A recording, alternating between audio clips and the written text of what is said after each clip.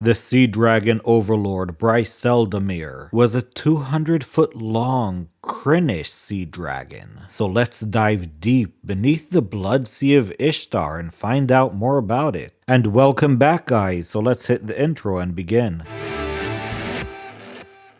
So Brynseldimer was a 200-foot long native Krynnish sea dragon who lived in the Eurasian Ocean for many years, mostly around the area of the Blood Sea of Ishtar. The sea dragon made a living of destroying and claiming the treasures of merchant sea vessels until the Summer of Chaos, when the maelstrom in the middle of the Blood Sea of Ishtar quieted and the waters started to behave strangely. The sea dragon left the Blood Sea and swam southward until he reaches the underwater realm of the Darminos elves and their capital, Dimernos, in the year 410 AC. The sea dragon immediately sets about destroying the coral towers with his tail and killing the Derminosti elves. Enjoying his new surrounding, Brynseldimer took up residence in the nearby Tin Aryan Peaks, also known as the Sunken Mountains, and forced the resident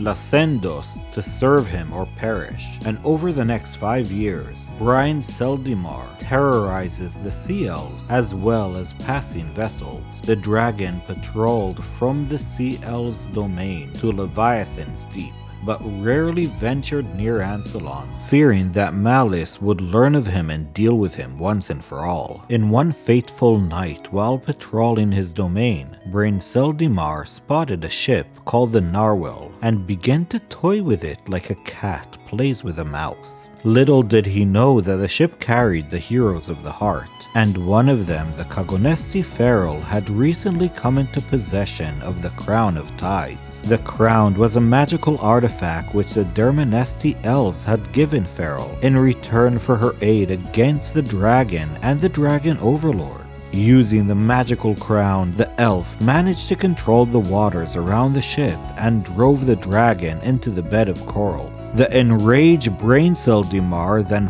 fought against the Narwhal and was lightly wounded by Damon Grimwolf. All of this going on until Rig Merkal, the commander of the ship, turned the ship around and rammed the dragon. And the sea dragon got impaled on the bowstring of the Narwhal and sunk beneath the waves for one final time. I hope you guys enjoyed this short story about one of the most fierce sea dragons on Ansalon. We'll see you in the next video. Have a lovely day.